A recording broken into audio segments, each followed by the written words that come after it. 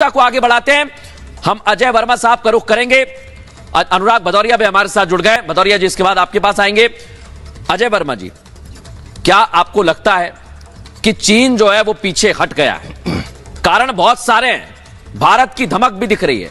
क्या अब अगला नंबर पाकिस्तान का भी हो सकता है? ये संकेत अभी से मिल गए।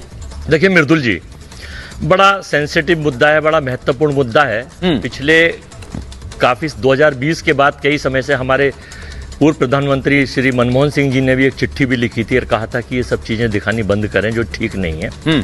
आपने देखा कि चाइना किस तरह से गलवान में, किस तरह से अरुणाचलम में अपनी बिल्डिंग्स बना रहा है, रोड्स बना रहा है, अपने को मजबूत कर रहा है। और समय समय पर हम लोग अपनी पार्टी की तरफ से और अपने उसकी तरफ से डिक्लेयर करते रहे, दिखाते रहे। वो कोई माने या ना माने, लेकिन हमने अपने आंकड़े दिखाए और चीजें थी वो सत्य थी। चाइना चालबाज था, चालबाज है, चालबाज रहेगा। मेरा ये मानना है, हमारा ये मानना है और हिंदुस्तान के बहुत से लोगों का ये मानना है, कुछ रिटायर्ड अफसरों का भी, कुछ वर्तमान अफसरों का भी, कि चाइना के इसके पीछे कोई दूसरी फोर्स और दूसरी सोच काम कर रही है। वो दिखाने के लिए तो ये कर रहा है, लेकिन उसके पीछे इसकी रणनीति दूसरी है। फरवरी 2021 पैंगोंग से तस्वीरें चालबाजी थी, चीन वहां से वापस लौटा।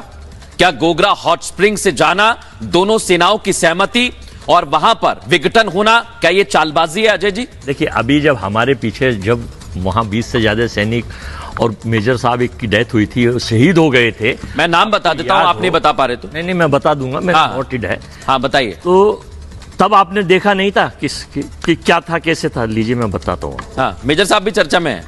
मेजर गौरव आर्य जी, क्या ये चालबाजी है?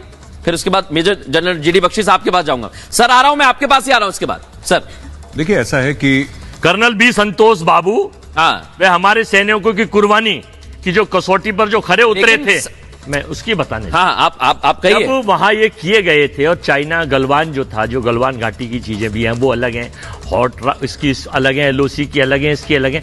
चाइना तो चारों तरफ से कब्जे मूवमेंट करना चाहता है और वो चाहता है कि भारत को किस तरह से नीचा दिखाया जाए।